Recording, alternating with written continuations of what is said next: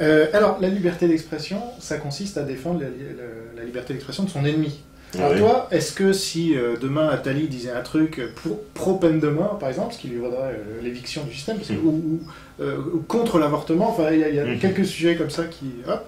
Est-ce que toi, tu défendrais leur liberté d'expression? Ah mais tout à fait, moi je défends la liberté d'expression absolue. De BHL? Mais BHL, non mais BHL, j'adorerais de pouvoir avoir en interview. C'est ça, moi, la liberté d'expression. C'est-à-dire que je pense que c'est même ce qui est le plus intéressant, c'est de donner la parole à des gens avec qui on n'est absolument pas d'accord. C'est ça l'exercice le plus difficile, parce qu'en plus, à la fois, justement, il faut passer son ego, et faut aller se confronter en se disant... Parce que la plupart des gens pensent que quand on donne la parole à quelqu'un, c'est qu'on adhère à ses idées. Et ça, je trouve... Alors ça, c'est insupportable. Parce que, justement, c'est le fait... On donne la parole, mais c'est pour entendre la personne. On n'est pas forcément obligé d'être d'accord avec l'autre. Regarde, tu m'as invité, mais t'es pas obligé d'être d'accord avec ce que je dis, c'est que t'es pas d'accord avec tout ce que je dis. Mais tu me donnes la parole pour autant... Et ben moi c'est la même chose, voilà, puisqu'on compte t'inviter aussi, mais c'est ça pour moi la véritable liberté d'expression. Faire justement des choses où tout le monde est d'accord entre nous, bon bah c'est un petit peu de la branlette, pardonnez du terme, mais c'est un peu facile. La réelle difficulté c'est celle-là, c'est un peu ce que disait Yitzhak Rabin quand il disait faire la paix, c'est toujours avec un ennemi. On fait pas la paix avec un ami. Donc c'est ça le plus difficile, c'est d'aller vers les autres. Et nous, on s'honorera justement de donner la parole à des gens avec qui on ne partage absolument rien. Je le dis et c'est que ce soit clair. Est-ce que c'est pas ça un média? Pour moi, oui. C'était la définition de départ. Mais beaucoup de gens ne comprennent pas. Je le vois dans des histoires, par exemple l'affaire Farida Belgou, c'est une affaire d'ailleurs qu'on va évoquer dans pas longtemps dans des émissions. Et certaines personnes nous ont reproché d'avoir donné la parole à Farida Belgou. Notamment les Sœurs à Lyon.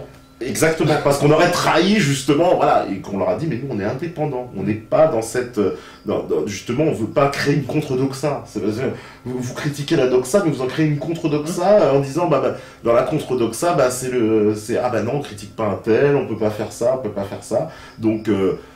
voilà, il y a des gens qui ont pensé qu'il aurait fallu qu'on donne absolument pas la parole à Farida Belgou, ce qui pour nous était inconcevable, puisque si elle se faisait détruire entre guillemets ailleurs sur les sites sans avoir une possibilité de répondre, et sur cette affaire, il faut bien montrer que MetaTV était le seul média à interroger Farida Belgou et on va dire, à transmettre son information. Les autres médias, personne n'a repris notre interview, il faut bien le savoir.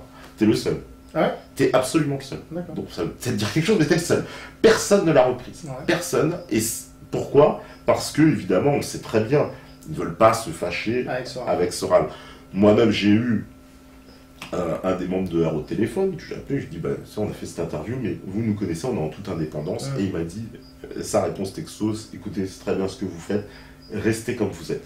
Parce que, voilà, je pense qu'il y a beaucoup de gens, justement, chez R qui trouvent ça très bien, qui est aussi une forme de neutralité un peu, qu'il y a des médias comme nous qui resteront neutres, on ne sera pas. Par exemple, ils vont pas être contents que tu m'invites dans quelques jours.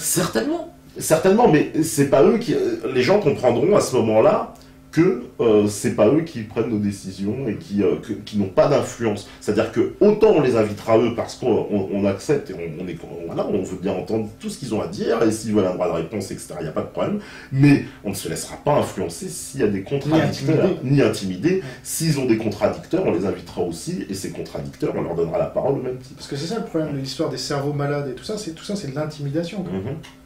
Même si les 4 en l'occurrence n'étaient pas censurés, puisque Lab, Ramadan, selon moi, il y a quand même ce phénomène de censure, avec la liste dont j'ai parlé et tout ça, et nous notre rôle c'est peut-être de refonder les médias, tout comme d'autres devraient refonder la République. Je suis assez d'accord, je suis assez d'accord, et à commencer justement par cette mentalité, nous on ne sera pas comme Patrick Cohen avec des listes, à dire un tel il n'a pas le droit de parler, etc. Non, on a donné la parole, j'ai des gens comme par exemple Gabriel Adinolfi qui est venu, qui est un fasciste assumé.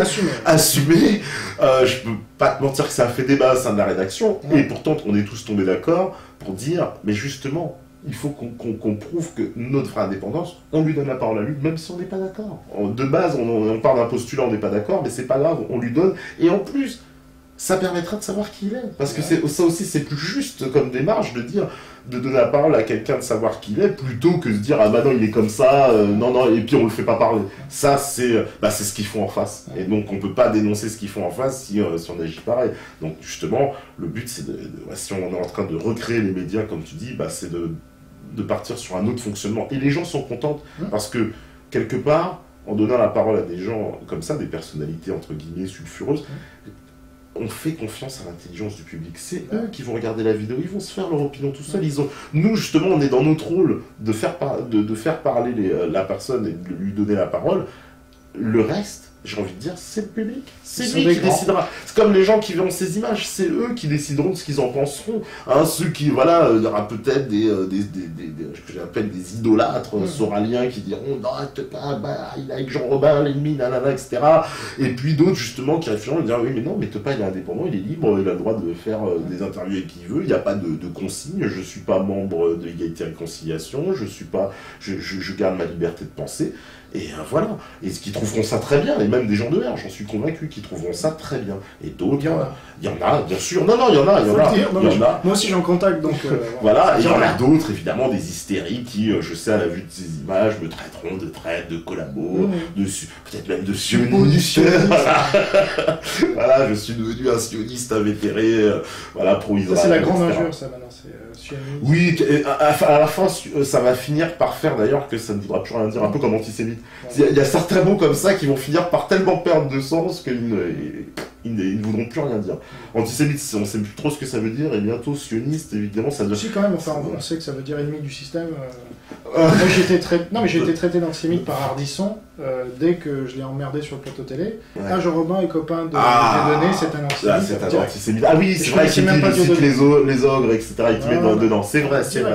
Donc c'est une arme de destruction massive. Ah oui, pour moi, c'est un taser idéologique. C'est là où sera la raison. Tiens, voilà, les Soraliens, sera la raison.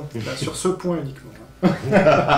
Ça me paraît être une excellente conclusion sur ce point de la liberté d'expression. Je pense que c'est notre métier. Enfin, voilà, on essaye de le faire avec les moyens du bord, mais franchement, chapeau. Et donc, à très bientôt. Donc. Eh ben, écoute, merci. Écoute, moi aussi, je te dis à très bientôt et sur la libre antenne. Ça marche. Salut, Tepa. Salut.